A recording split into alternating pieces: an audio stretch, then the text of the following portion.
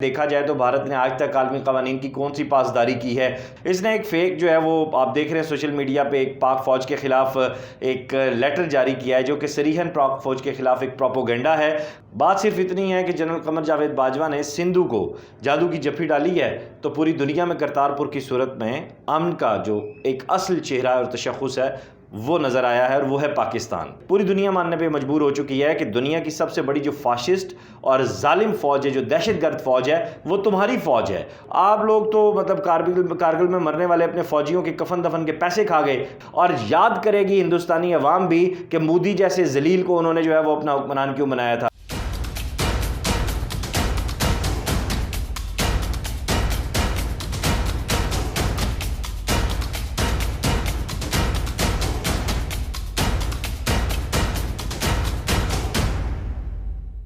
السلام علیکم جی، آپ دیکھ رہے ہیں وقاص عزیز آفیشیل اور میں ہوں وقاص عزیز۔ آج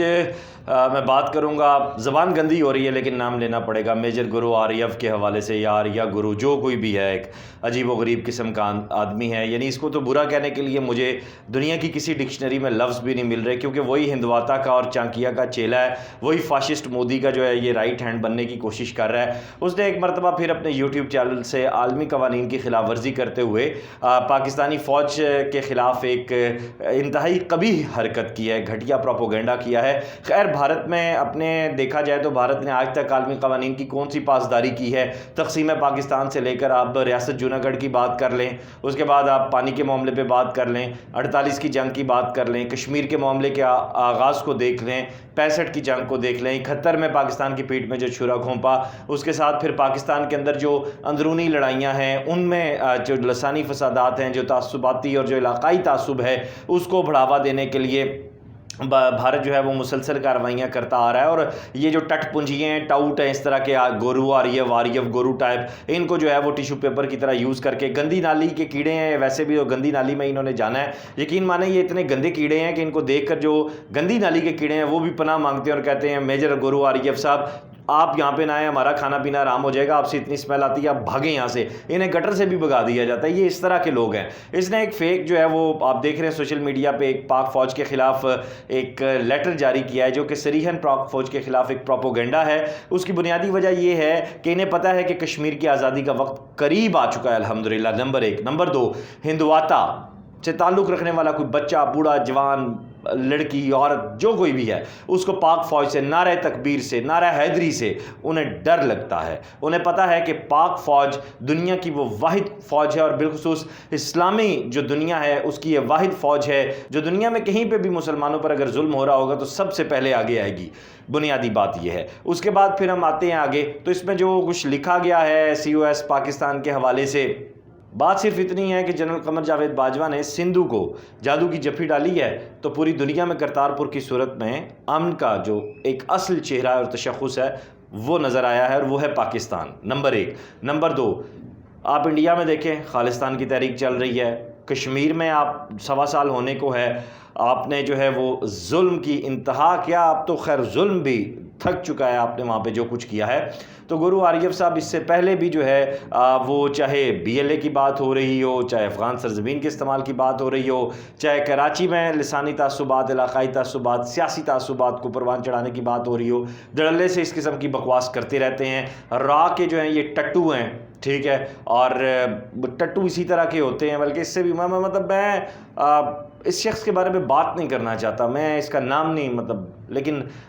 جب بات آتی ہے میری فوج کی، جب بات آتی ہے پاکستان کی، تو پھر سامنے آ جاتا ہے پاکستان کا مطلب کیا، لا الہ الا اللہ محمد رسول اللہ۔ جب بات آتی ہے پاک فوج کی تو آنکھوں کے سامنے پھر ہمیں نظر آتا ہے کہ ہم اسلام کے سپاہی ہیں، ہم غازی ہیں، ہم شہید ہیں الحمدللہ۔ اور آپ لوگ پاکستانی فوج پہ کرپشن کا الزام لگاتے ہو۔ آریہ صاحب ذرا مجھے بتائیں نا کہ آپ نے تو اپنے شہیدوں کو بھی نہیں بخشا، جو سو کالڈ آپ کے جو شہید ہیں، وہ شہید تو نہیں ہیں خیر، آپ کے جو مرنے والے فوجی ہیں، جو سپاہی ہیں، آپ نے کارگل میں ان کے کفن دفن کے پیسے بھی آپ لوگ ہڑپ کر گئے۔ اتنے بھوکے ننگے قسم کے لوگ ہیں کہ جو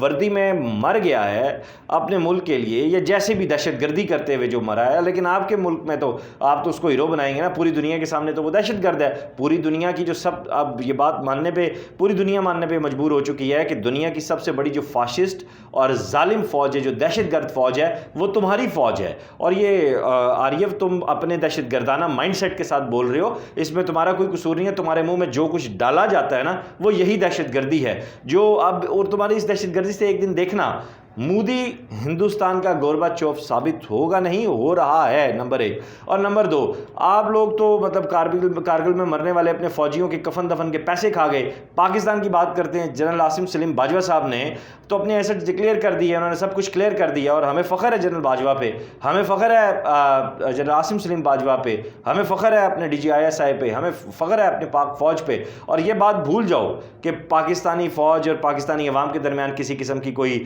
دوری پیدا ہوگی، ایسا نہیں ہوگا، اور ایسا ہو بھی نہیں سکتا انشاءاللہ، کیونکہ پاکستانی عوام سمجھتی ہے کہ اس وقت پاکستان کی معیشت کو ڈیریل کرنے میں، پاکستان میں پولیٹیکل انسٹیبلٹی لانے میں تم لوگوں کا بہت بڑا کردار ہے، اور تم لوگ ہر وقت ایکٹیو ہو۔ لیکن جو اللہ کے سپاہی ہوتے ہیں وہ اپنی نظریاتی سرحدوں کا بھی دفاع کرنا جانتے ہیں، اور انشاءاللہ ہمیں پتہ ہے کہ ہم نے اپنی نظریاتی سرحدوں کی حفاظت کیسے کرنی ہے، اور ہماری فوج، ہم دنیا کی وہ سب سے خوش نصیب ترین قوم ہیں جن کے سپاہی دن رات زمینی سرحدوں کے ساتھ ساتھ نظریاتی سرحدوں کے لیے بھی چوکس، ایکٹیو اور بھرپور طریقے سے دفاع کرنا جانتے ہیں۔ جاتے جاتے میں ایک آخری بات کرنا چاہوں گا، اور یہ آریف تم اپنا جو ہے نا کان کھول کر سن لو کہ جو ہائبرڈ وار تم لوگ شروع کرنا چاہتے ہو یا جو تم لوگ کر رہے ہو، اس میں تمہیں ہمیشہ کی طرح ناکامی ہوگی۔ تم لوگ اس قابل ہی نہیں ہو کہ تمہیں کسی قسم کا جواب دیا جائے۔ کھسیانی بلی کھمبا نوچے نا، اسی طرح جو ہے وہ اب تم اپنے تلوے چاٹ رہے ہو، یہ چاٹتے رہو۔ کشمیر میں تمہیں بہت جلد بہت بڑی شکست فاش ہو چکی ہے تقریباً، بس اب انشاءاللہ تعالیٰ بہت جلد کشمیر کی آزادی اور اس کے ساتھ خالصتان میں بھی آزادی کا سورج طلوع ہونے والا ہے، بھارت کے ٹکڑے ہونے والے ہیں، اور ٹکڑے تمہارے جیسے ذلیل، اور تم اپنے دیش کے غدار ہو، تم اپنے ملک کے غدار ہو، تم اپنی قوم کے غدار ہو، تم لوگ وہ غدار ہو جنہیں ہندوستان کی تاریخ قیامت تک جو ہے وہ نہیں بھولے گی، اور یاد کرے گی ہندوستانی عوام بھی کہ مودی جیسے ذلیل کو انہوں نے جو ہے وہ اپنا حکمران کیوں بنایا تھا۔ یہ بات لکھ کے رکھ لو کہ تم سے بڑا غدار جو ہے نا مودی، اور اس سے بڑے غدار تم ہو۔ تم دونوں سے بڑا ہندوستان میں کوئی غدار پیدا نہیں ہوا۔ کیا بات کرو، کیا چے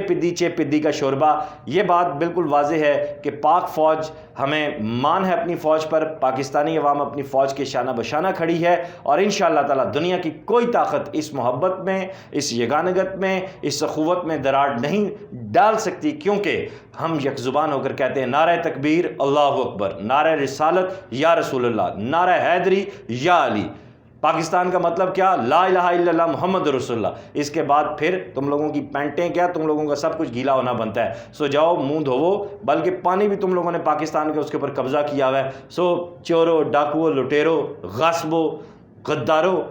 جاؤ مرو ڈوب کے بھی۔ اچھا، میں نا یہ اکثر ناظرین اپنے دیکھنے والوں سے میں گزارش کروں گا کہ جب میں اس طرح کی بات کرتے ہوئے رکتا ہوں نا، محاورہ توڑ دیتا ہوں بیچ میں، تو اس کی بنیادی وجہ یہ ہوتی ہے کہ یہ جو میری زبان ہے، اردو خالص زبان ہے، یہ مجھے کہتی ہے کہ تم میرے الفاظ ان لوگوں کے اوپر کیوں ضائع کر رہے ہو، وہ غیرت دلاتی ہے مجھے۔